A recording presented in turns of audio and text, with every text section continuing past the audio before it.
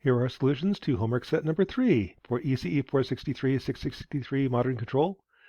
This homework covers canonical forms, similarity transforms, LaGrangian dynamics, and block diagrams.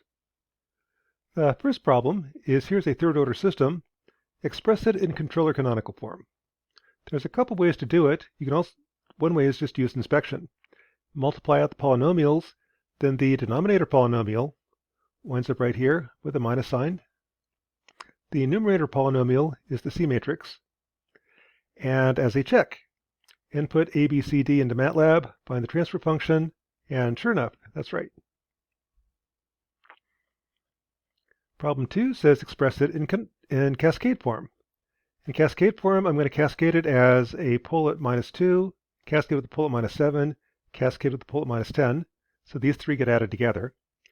Putting over a common denominator, and I can see that it's C is times S squared, that'd be 0. B is times S, since C is 0. B is 50. Solve for A is minus 145. So here's cascade form. Pull at -2, that beats a pull at -7, that beats a pull at -10. Here's the weightings on it. Throw that into MATLAB, find the transfer function, same thing. Different way of representing it. Problem 3, Jordan form, or diagonal form. Do partial fraction expansion. I've got 3 poles, -2, -7, -10. Here's the input. L3 contribute to the output. And checking in MATLAB, here's your A, B, C, and it's almost the same thing. I got a little bit of rounding error. I can see that this should be 0. It's not quite 0 due to rounding, but basically the same thing. Problem 4 is similarity transforms. If I have this system, do a change in variable. Let Z be this combination, or in matrix form. That's your T inverse times X. Putting that in, here's your A matrix, B matrix, C matrix. Here's T inverse, that matrix right there. Take the inverse of T inverse to get T. There's my similarity transform. My A matrix is the inverse of TAT. Inverse of T times B is my new B matrix. C times T is the new C matrix. Again, similarity transform, same system, just with a change in variable. Block diagrams. This you can expect on the first test. Here's a block diagram. Express that in matrix form, state space form. Here I'll pick the output of the integrators to be my states, x1, x2, x3. This is 2 systems in series plus another one in parallel. Sx1 is right here, going backwards, is b1 times u plus a1 times x1. Sx2 is b2 times c1x plus b2 times d1u plus a2x2. Sx3 is a3x3 plus b3 times u. And then the output, y is equal to c2 times x2 plus d2 times c1 times x1 plus d2 times d1 times u plus c3x3 plus d3 times u. So put these all in matrix form. If your states are x1, x2, x3, Sx1 is a1x1 plus b1u. Sx2 is b2c1 x1, b2 d1 times u, a2x2. Sx3 is b3u plus a3x3.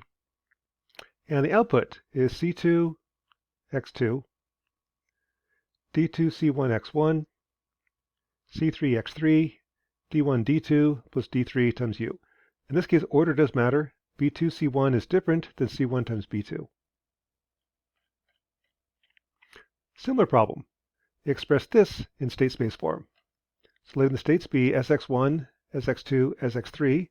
Sx1 is equal to A times x1 plus B times minus kx times x3 plus B times minus kz times x2 plus ax1.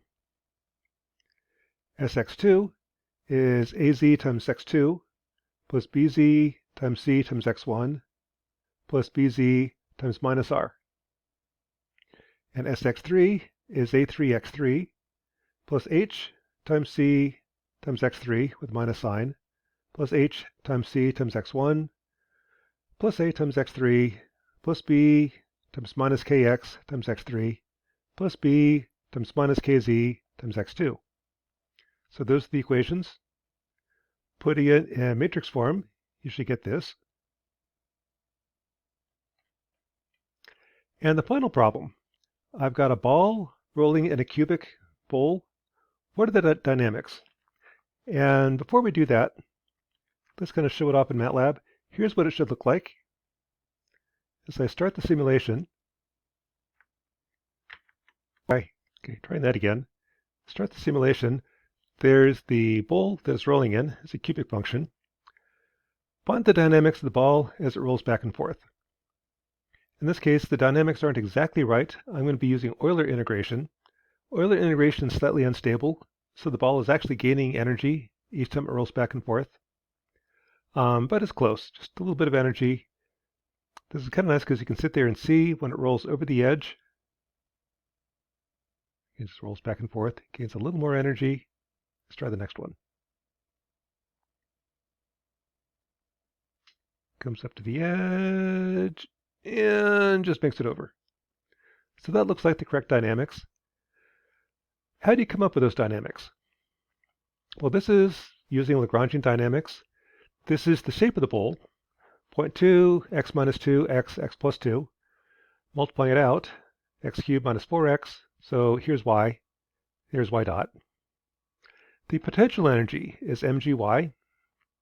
Kinetic energy is 0.7 m x dot squared plus y dot squared. The 0.7 is your 1/2 m. Plus, as the ball rolls, it's got rotational energy.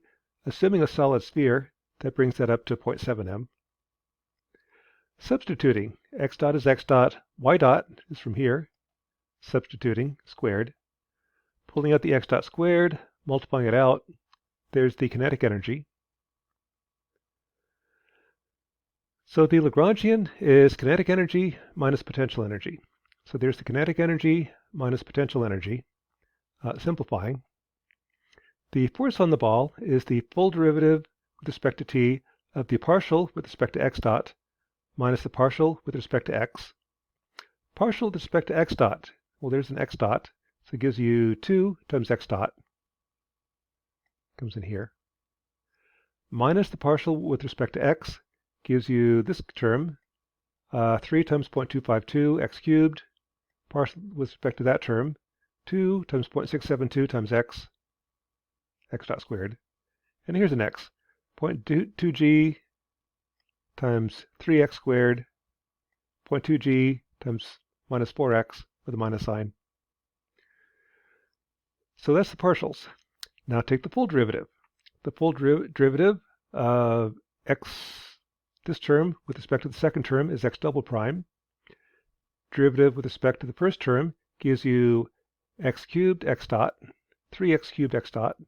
This is 2x squared x dot, and 0. So simplifying, canceling or getting rid of the terms that cancel, these are the dynamics. And if I solve for x double prime, bring all these left, divide, that's how you calculate the acceleration. And that's really what this program does. I know the position and velocity of the ball. There it is. I know the position and velocity. The important line of code is right here. That's the dynamics. So here's the numerator of 1.008. There's the denominator. X double prime is minus numerator over denominator.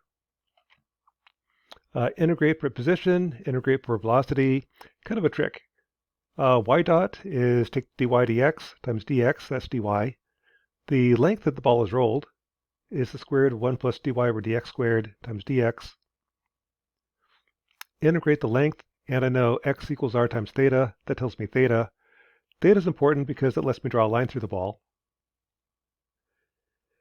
And then draw the parabolic bowl, draw a ball, put a line through the ball, and again, this is what it looks like.